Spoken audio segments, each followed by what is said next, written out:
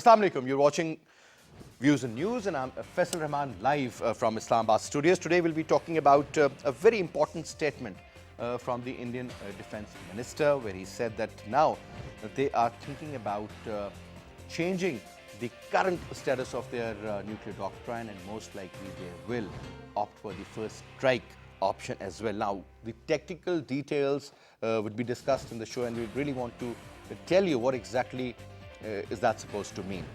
Secondly, we'll also talk about the threat which the Indians are posing to Pakistan as far as nuclear arsenal is concerned. On the other hand, at the same time, when you talk about the safety and security measures of the Indian nuclear program, that is very dubious, and a lot of concern is prevailing regarding that. We have heard a lot about theft of uranium also. There was this report a few years ago where a person was caught buying uranium that was around 6 kgs. Just imagine 6 kgs of uranium in the open black market, from where he purchased it at the rate of 3 crore rupees, 3 crore Indian rupees per kg. So you can well imagine what is going on. And obviously we'll be talking about the current situation in Kashmir, as we know that the curfew has been imposed. It's been over 2 weeks now, 14 days plus. Many people have been killed, many people have been injured. Yesterday there was a report that 3 Kashmiris were picked up randomly and they were beaten brutally in the custody by the Indian forces. And the screams, they were heard all over the area because the mic was on. Just imagine torture, live torture through the mic. It's a message sent to all the Kashmiris that if you will stand up for your right for self-determination, this is what we will do to you. Now, this is a regular feature out there. Now, let's see what exactly the international community is doing about this. What is going to be the role of OIC or the Arab League for that matter, or GCC, because when we see Arab League or GCC, actually it's a part of that OIC.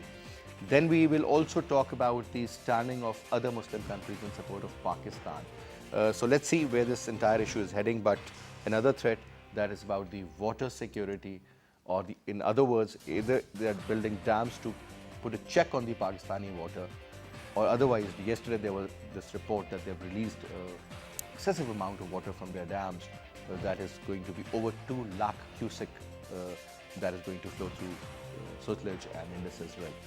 Most likely there's going to be a lot of flood in the certain areas where people have been warned, but still the threat prevails. So to talk about this, we have with us in our studio on my right is Dr. Rifat Hussain Saab. Dr. Saab is a senior strategic analyst and also an expert on international relations. Thank you very much, Dr. Saab. Thank you so much for taking out your time and being here. We also have with us Ambassador Asif Durrani Saab. Again, his introduction. He's a senior diplomat. Thank you very much, sir. And we have with us Air Vice Marshal retired Faisal, who's a senior analyst and is also the Vice Chancellor of Air University, Islamabad. Sir, thank you very much for taking your time out and being a part of our show. Now, sir, Professor, our first quick comment regarding the irresponsibility of on the part, I would say, of the Indian Defence Minister, where he has threatened Pakistan regarding a nuclear strike. Now, don't you think, sir, when they claim that they are the largest democracy and they're very sensible, they claim that they are a sensible nuclear power. But a threat of this sort, sir, coming from none other than their defense minister, and changing the overall current standing of their sort of agreements on international forums, and they are signatory to so many of those, and they want to pull themselves out. Your take, sir. Well, Faisal, before commenting on Mr. Rajnath, the Indian Defence Minister's most recent statement, I would like to mention one important fact, that the Indian commitment to NFU, which is the nuclear first use, is already a diluted one, because the doctrine that they have been practicing, or the doctrine they have put out on January 4th, 2013, if I recall correctly, said that India will retaliate with nuclear weapons with nuclear weapons against attacks which are chemical and biological in nature, and they will use nuclear weapons if the Indian armed forces, whether they are present inside the Indian border or outside the Indian border, are threatened with nukes. So, which means that the Indian no first use was heavily qualified to begin with. That's the first thing that I wanted to say. Secondly, about Rajnath's statement, I think it's an ominous statement, it's an irresponsible statement, and it comes at a time when the India-Pakistan tensions are running high, not because of Pakistan, but because of the Indian actions, because they revoked the Article 370, and his statement tantamounts, in my judgment, to a nuclear blackmail, that they want to freeze Pakistan's responses and they want to counteract Pakistan's full spectrum deterrence theory by arguing that we are seeking full spectrum dominance, not this full spectrum deterrence, but full spectrum dominance. And what exactly is that supposed to mean, sir? Well, deterrence of we do understand, but dominance means that if they feel threatened, yes, if they feel threatened, they can strike first. yeah, they can not only strike first, but they will try to dominate all rungs of the escalation. For example, if there is a conventional war and the Indian forces they cross into Pakistan border hypothetically, and if Pakistan were to use its tactical nukes against them, then the Indians retain the right to engage in a massive retaliation of their nuclear response. So this is the kind of dangerous practice that they have been engaging in, and I think the world should take notice. And right now, I would question the very credibility of the safety of the nuclear command authority in India, because now we have a fascist, a totalitarian regime with its finger on the nuclear button. So nothing should be ruled out, and it's in that context that this statement represents a fundamental change in Indian thinking about how they are going Change to in their nuclear doctrine, sir. This is what you're saying. Now, Ambassador Saab, a statement again. I mean, but just look at it from a diplomatic perspective, sir. From your prism, from your lens, a threat of this sort from a very hostile country, sir, which is already engaging Pakistan on so many fronts, whether you talk about economic front or political front, or for that matter, use of Afghanistan against Pakistan, or carrying out all sorts of notorious activities within Pakistan. Recently, if you look at the last 14 days or so, sir, last 2 weeks in particular, you will see attacks on the military, bombings in mosques, you name it, and that has been happening now. And we can't rule out the fact that what is going on LOC, 4 of our Jawans were martyred, and so many civilians are also killed all along the LOC. Now, sir, first of all, the future of LOC, sir, do you think that is what they're thinking actually, to make it a permanent border? And now they're looking at Azad Kashmir for that matter. And again, our foreign minister responded, so was the case with the DGISPR. Your take, sir. You're right, but I think, well, they may wish anything, but situation on ground would be, it takes two to tango. What they do, they'll receive a response from Pakistan when you talk about LOC or their wish to convert it into a border. So that is not going to happen. But coming to this no first use, I think that is a very irresponsible statement by the Indian Defense Minister. And as rightly pointed out by Professor Saab, that India, actually the world should take notice of what Mr. Rajnath Singh has said yesterday. And it is now, the joke is that it is not NFU, no first use, it is no first use.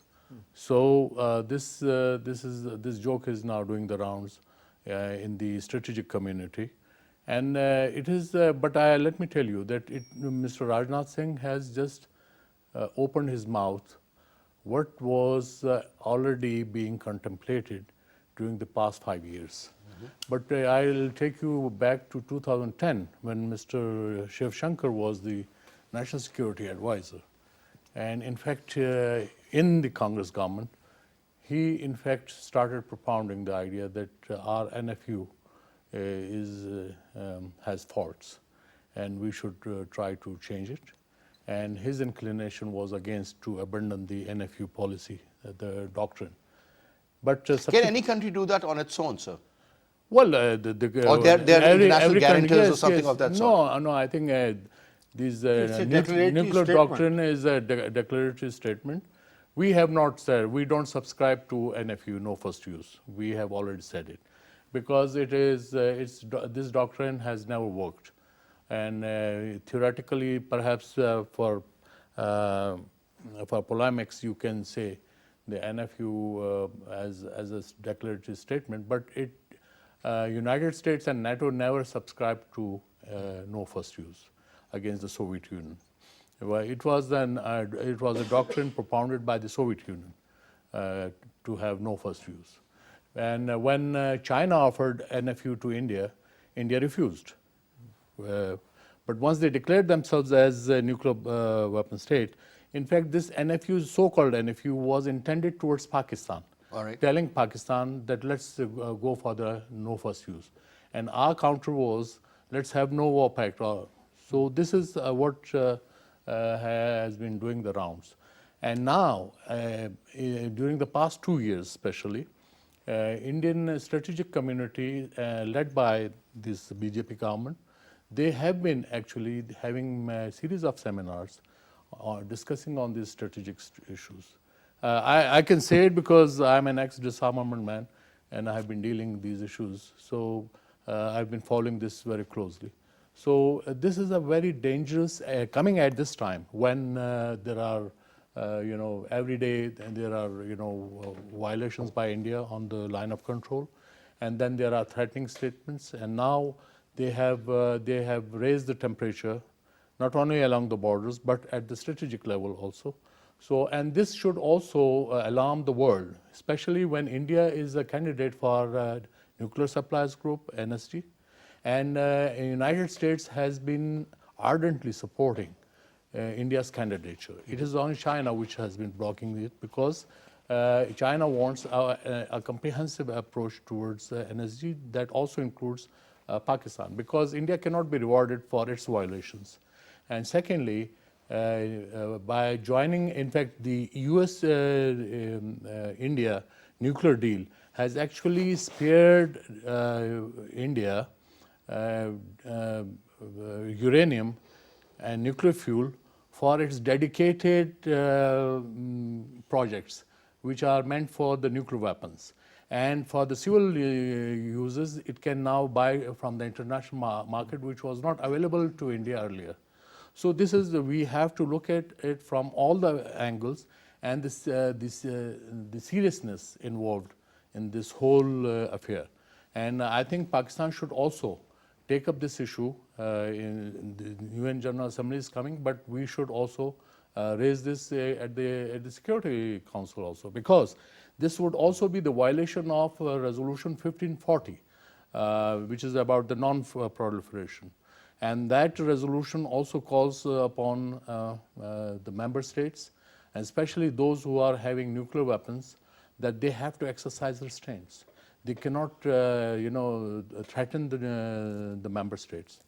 And then Pakistan has been actually a pioneer in negative security assurances resolution in the General Assembly, which means that nuclear weapon states will not threaten the non-nuclear weapon states with threat of war.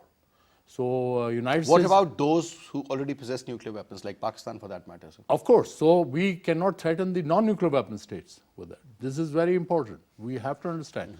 So I think there should be, in fact, there should be a comprehensive debate in the country also here to understand what are the serious, what are the nitty-gritties involved, and what are the serious issues involved in becoming a nuclear weapon state, and what are the responsibilities which entail with after becoming a nuclear weapon state. We cannot take it lightly. And then we have to sensitize the world that when we say we became nuclear weapon state because India did it. Hadn't India done this, taken this step, we would not have been a nuclear weapon state.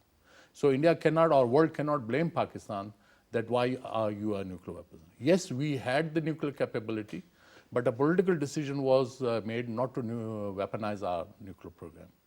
Now, we were right. The reason being that had we gone about the intentions of India, so their intentions changed in 1998. Hadn't we had the capability, then we would have been, cutting a sorry figure. Then India would have gone berserk, because already after declaring themselves as nuclear weapon state, then Home Minister L.K. Advani had threatened Pakistan that now Pakistan will bring Pakistan to its knees. So, that's why we are happy that we pursued this nuclear program, and then when time came, we also showed our capability. So and it has resulted in a very decent deterrent, I would say, so far. It is, no doubt. And in fact, if you talk about the Sharm el-Sheikh joint statement between India and Pakistan, it has acknowledged that the nuclear Prime Minister capabilities Gilani of the two and countries. Manmohan Singh, I remember, sir. Yes, nuclear capabilities of the two countries has been a factor of stability in South Asia. So now that factor of stability is being threatened by Mr. Rajnath Singh's statement, yesterday's statement, and then I think world should take a very serious notice of. All right. Now, Evim sir, 2-3 things. First of all, sir, I want you to take this debate further. Now, sir, I was reading a couple of articles regarding the Indian purchase of equipment, military equipment primarily, sir. Look at the way they'll be having this S-400 missile system. They're also talking about not only purchasing, but also the manufacturing of F-21s, the latest version of F-16s, Rafale from France, so and so forth. I mean, there are so many other deals in the pipeline. And the kind of support they have currently from the Americans and the agreements which they have signed as a strategic partner. Where is it leading this entire region now, sir? Let's first Balance of power, is it going to be changed? First take up the nuclear issue. When after Pokhran II, when India declared an NFU, and they said that their weapons were only for deterrence, and they believed in punitive retaliation against anybody who used weapons against them. Now, since then, their policy of or their doctrine on nuclear weapons has been very ambivalent. They have been seesawing between the two, whether they should continue with the NFU or not. Even today, when Rajnath says that future is open, actually is showing a confusion of thought process. It's still not very clear whether they're going to rescind the NFU or not. So it's there's a debate. There's a lack of debate. There is a lack of clear thinking. And when you say that the future is open, it means the Indians have lost faith in their deterrence, that their weapons are no more superior to the Pakistanis. So they have lost of faith. Second thing that it indicates is that the safety of their command and control structure. If they were sure of the safety of their command and control structure, they would have still maintained NFU. But since now they believe that if there's a first strike with Pakistan and it takes out their command and control structure, command authority, then probably India would be at a great loss. So that's why I think that uncertainty about their own system in their minds is brewing this uncertainty in their doctrine. And third thing that I would like to bring up is that such kind of statements, coupled with their arms acquisitions, lead to arms race. When they say that they will not, It's already led to that, sir. Yeah, they'll not subscribe to the NFU. They're thinking of it. They haven't really renounced that, but that actually means that Pakistan, they feel confident because of their defense umbrella that they've bought, air defense umbrella, and they now want Pakistan to get involved in the similar kind of defense umbrella building up around its own cities and major target areas. So I think this is not only that it shows ambivalence, but at the same time it also invites arms race in the area. Now when you mention about various arms purchases, military purchases, India has always had superiority in equipment or the quantity of equipment over Pakistan. There's no doubt. The air chief recently said that their air force is under a transformation process. It has been so the obsolete old Russian technology is going to go away, replaced by good French, American, British, Israeli technologies. It has been that in that process of transition for the last 20 years, they have not been able to phase out the MiG-21s and MiG-23s. Don't you think, sir, they're practically doing it now on war footing? No, not really. They probably have signed for about 32 Rafales with France. They are actually, what they're doing is raising 4 squadrons of the Su-30. And that probably is their indigenous production that they're going to do. So they four squadrons of Su-30s, and then you have the 2 squadrons of Rafale coming in. I think F-21 is a bit longer shot, but that will fit in very well if they acquire. They have also successfully flown Teja, their own indigenous jet, sir. Teja has actually disappointed the Indian Air Force. It has lagged behind terribly the newest technologies coming in. It is too small to Is carry. it obsolete for the? It is not obsolete, but it can replace their tail end aircraft. But it's not. It can't be really their front end aircraft. Okay. But it would be definitely an improvement over the MiG-21s that they have. The one that we shot down in Kashmir in 27th February. That Teja is likely to be an improvement on that in terms of avionics. But I don't think it's a very big. It's a big aircraft to carry a lot of weapons.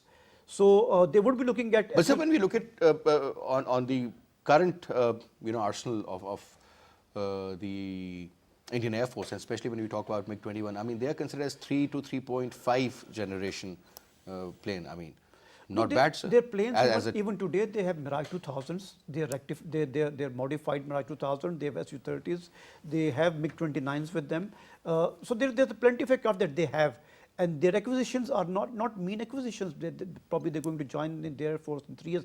But more important than that, the Indians are focusing on Israeli weapons, air-to-air and air-to-ground weapons for precision attacks.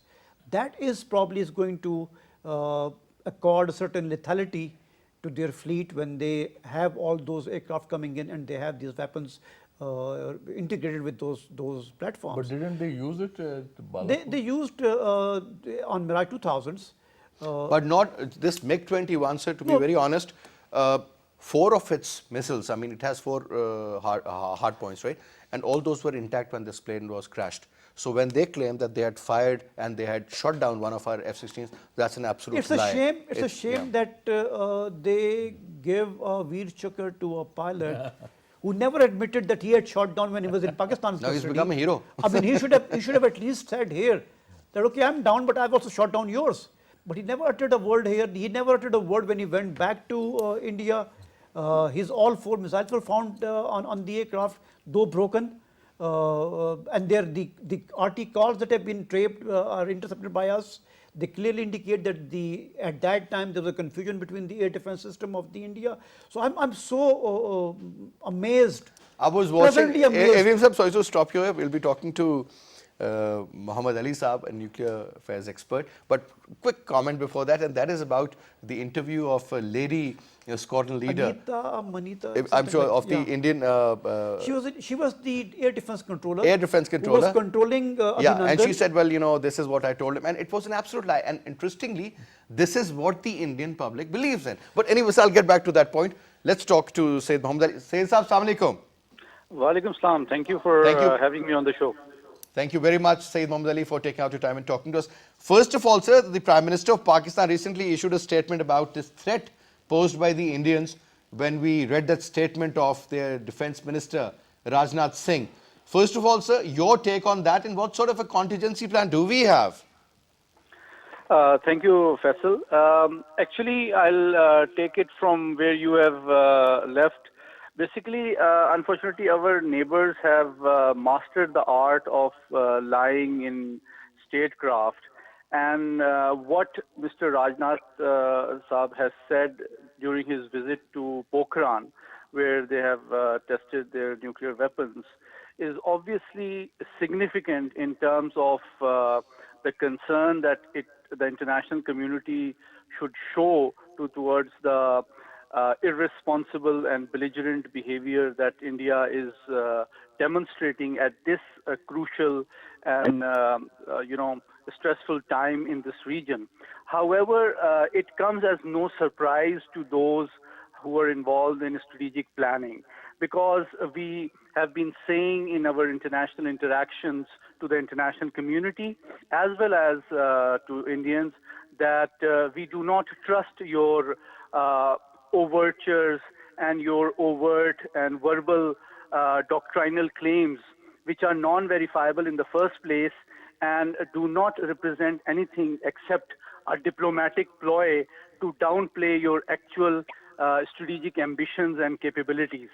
Because as any responsible nuclear power should do, Pakistan caters to and accounts for their actual strategic capabilities, which involves the size of their fissile material, the type and number of their delivery vehicles, their alert level, their posture, their deployment.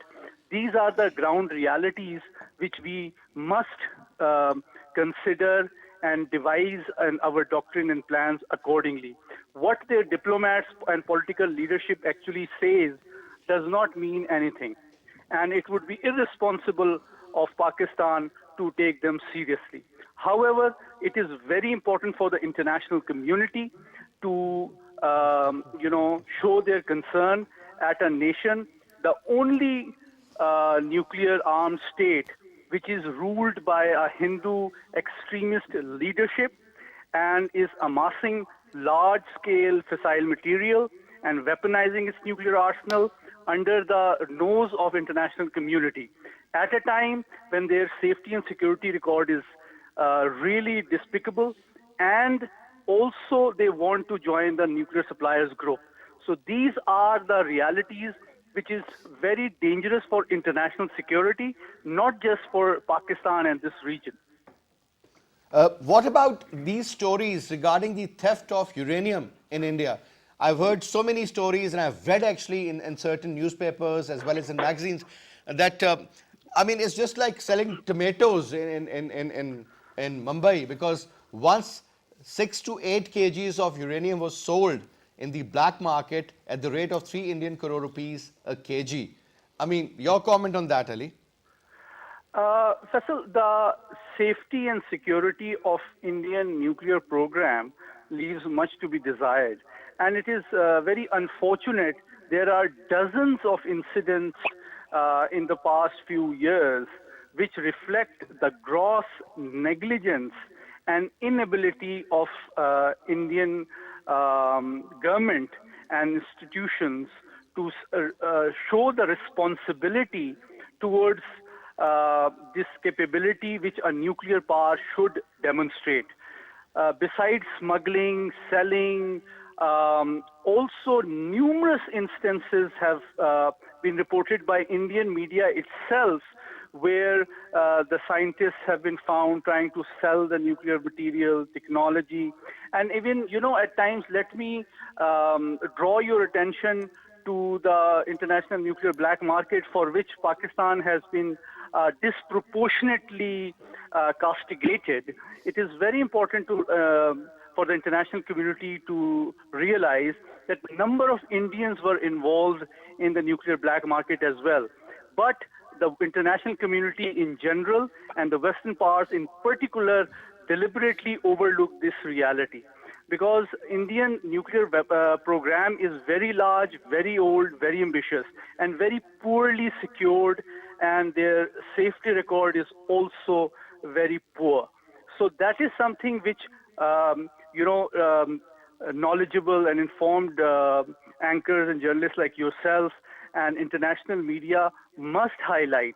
That is a responsibility not towards this regional stability, but also towards international security, that a country which has a very large and ambitious nuclear program and wants to join nuclear suppliers group has such a poor and unprofessional safety and security record. And that is something which the international community in general and the nuclear suppliers group's member must not neglect while considering Indian case for nuclear suppliers group membership, and also for its cooperation in number of deals around the world, and which many countries look at the economic incentives but grossly neglect the implications it can have for regional stability and international security.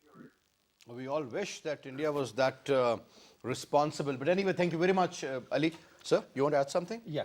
Faisal, two short comments. Sir. One, I would beg to differ with Faisal. The issue is not that the Indians are confused, they have muddled thinking about their nuclear doctrine. the issue is very clear that the commitments that they had made, the diluted commitment that they had made to the international community by engaging in an FU pledge, they want to move back, they want to move away from that pledge. So that's the first thing. The second thing is that the Indians are pursuing what I call an offense dominant strategy, which means that they would like to not only conventionally dominate the theater of war, but if the push comes to the shove and there is an escalation to the nuclear level, so they would also like to dominate this. So this is the kind of behavior, or the kind of they are approaching the nuclear weapons and the conventional weapons also from this perspective. So that explains why India is engaging in a huge arms buildup. According to the SIPRI latest yearbook, India is one of the top 5 importers of weapons from the world market, and the suppliers are very happy. They are selling Indians because the Indian economy has a greater purchasing power as compared to us. So they are willing to pay cash for this. But I think there should be no illusion in our mind that this is something which is part of an ambiguity. There is no ambiguity. India has made it clear that they would like to have a seaborne, they would like to have a landborne, and they would like to have an airborne nuclear weapons capability. This is the triad concept that the Indians have been pursuing for the past several years, with a single-minded focus that under the overall umbrella of strategic modernization. So these were the two short comments that I wanted to add. Another point I want you to throw light on is about the second strike capability. For example, something God forbid happens, then now we have also acquired the second strike capability. I was going through a lot of nuclear arsenal which Pakistan has in terms of missiles. So practically we can engage the entire India, and India can engage not only Pakistan but the entire China also. They have certain, like Agni 5 for that matter, can hit up to 3,500 kilometers. And they are also developing ICBM. Yes, ICBM, because the kind of technology they have acquired and the kind of warhead carriers they have, and the amount of and the weight of, that's destructive. Now, so first of all, becoming a member of the NSG and not becoming a member of NSG, what exactly is that supposed to mean? What sort of an advantages do you have once you become the member? Well, the first advantage that you have is that you can block Pakistan's entry into the NSG. So, so any member of NSG can practically enjoy the power of a V. Yeah. So the Indian strategy is to somehow use the American support and the other P5 countries to get into the NSG group and thereby block Pakistan's entry. If any of the country of P5, for example China, they block that particular move, can they do that? So India cannot become a member of the NSG. Second, the most important thing is that there has to be a criteria of responsible behavior for any aspiring country to become a member of the NSG, and India, by issuing such statements as we are discussing, this could go against them. This could go against them, and it must go against them. I think Pakistan is well within its right to make noise internationally, and and warn them of the behavior that the Indians were claiming that Pakistan doesn't have a nuclear doctrine. For example, that was one of their charges rhetorically, and now whatever commitment that they have given to the international community in terms of the NFU, this is being thrown overboard. So what kind of behavior is this? And secondly, let's not forget that India on its Independence Day said that they are going to create a new institution, which is the CDS, which is the Chief of the Defence Staff, which will combine all the three elements of the national forces. And I think that is the context in which the Rajnath has made a statement that we will contemplate the possibility of nuclear use if the circumstances prevail or allow. So India has been walking away from its NFU commitment, which, as I said, to begin with was a very weak one. And and Pakistan has to react, and Pakistan has to take due notice of this. And frankly, Pakistan never took the Indian NFU commitment in the first place very seriously. But now it's time for us to draw the attention of the international community, and and make Pakistan's case that Pakistan has acted with responsibility. We have set up the Nuclear Command Authority, and we have taken so many And steps. our structure has been praised by the European Yeah, countries, yeah. by the Western world as well. And we cannot say the same for India, for example. Now, sir, another important area, and that is about the reactive approach of Pakistan. Unfortunately, sir, we have always been reactive. This is very, very unfortunate. Can't we see the storm coming, sir? I don't think it's reactive. I mean, it's reactive in our media because it has come and Mr. Rajnath Singh has said yesterday, so we are reacting. That's not the case with the government. I think our strategic community is well aware of that. That's why we never subscribed to Indian NFU. The day, I mean, it was announced in 2004 actually. And our National Command Authority's reaction was that when they said that India reserves the right to attack if attacked through biological or chemical weapons, with their nuclear weapons, or their forces, as Professor Saab had pointed out, their forces are attacked elsewhere inside India. So the question is not reactive. We have already put the record straight that we don't subscribe to no first use concept at all. And when they announced their nuclear doctrine, so when they included this caveat of attacking, even if attacked through biological or chemical weapons, it means they were not sincere with the concept itself. So when they announced this doctrine, so it was very much clear, and Pakistan had said it in 2004 that this is just an eyewash. They want to hoodwink the strategic community about their intentions, and I think we have subsequently been proven right.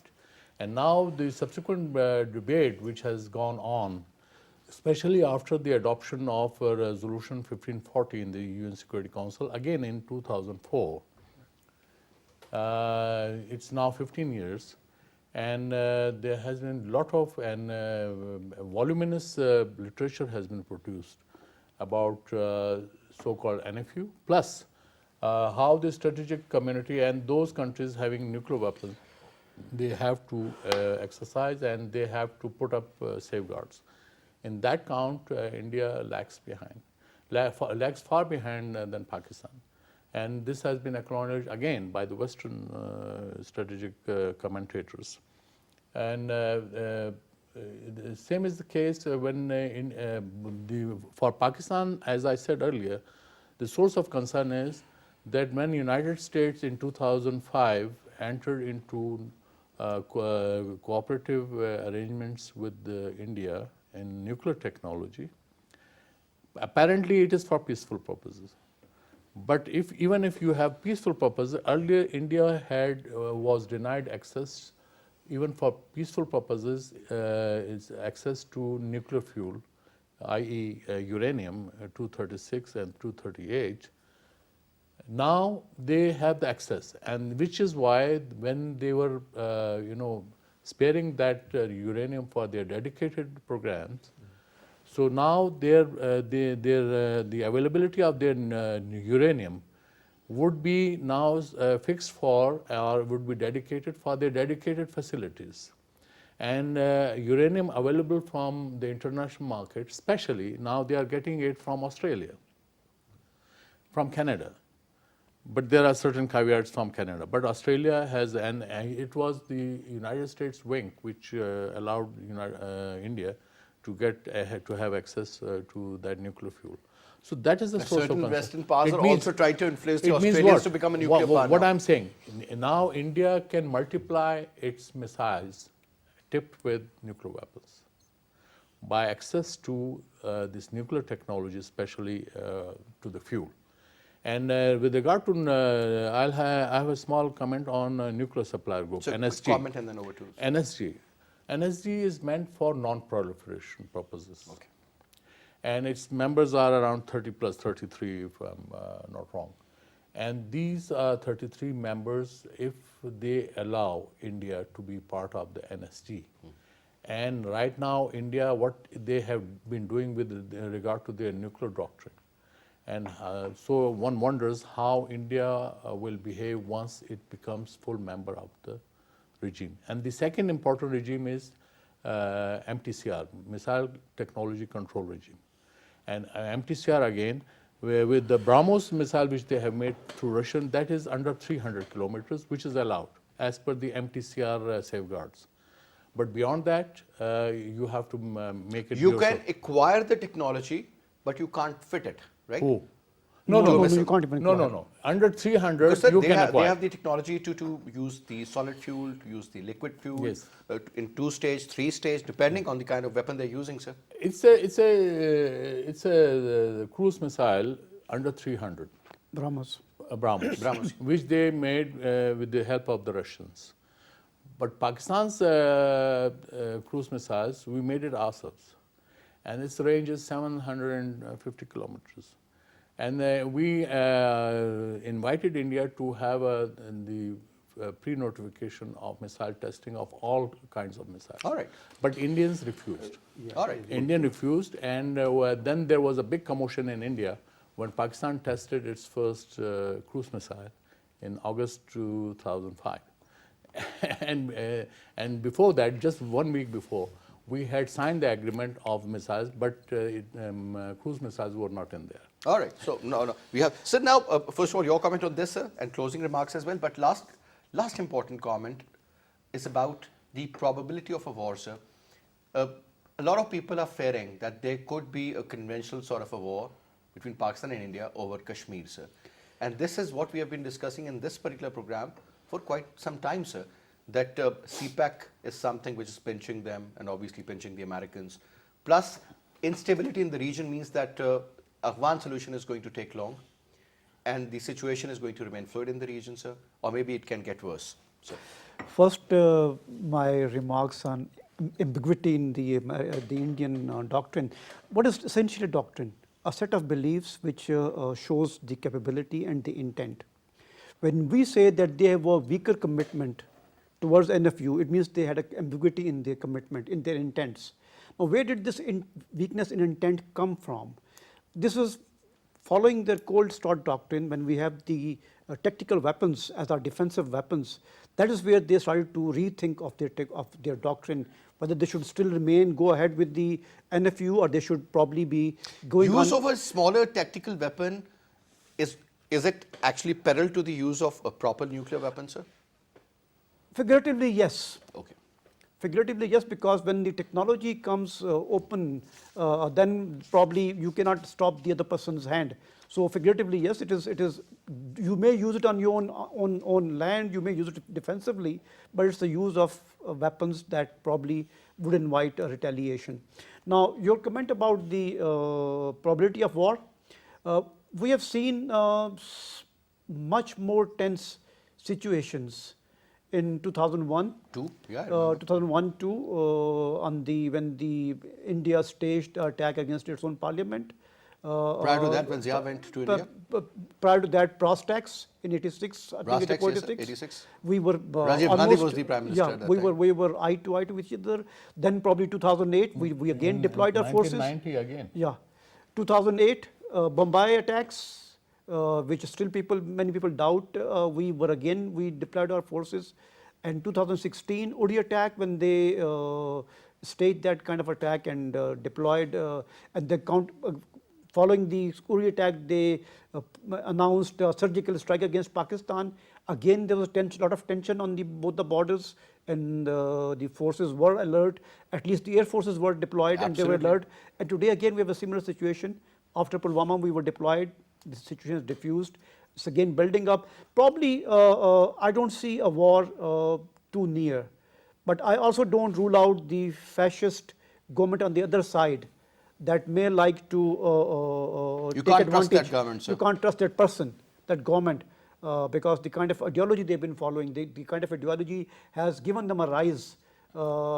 People were It's talking. not only the ideology, I think The world the has kind been of steps talking- they have taken the are world- alarming. The world has been talking of the nuclear weapons in the hands of terrorists, non-state actors. I think today we have nuclear weapons in the hand of terrorists, and these are fascists ruling the Indian government. So that is a very brilliant comment, I would say. This is what we are afraid of, and this is what the world community should look into. But anyways, thank you very much. Basit, was a pleasure. Thank you so much, Professor Saab. And that's all we have for this. I'll see you inshallah tomorrow at 8. Till then, you take good care. Khuda Hafiz.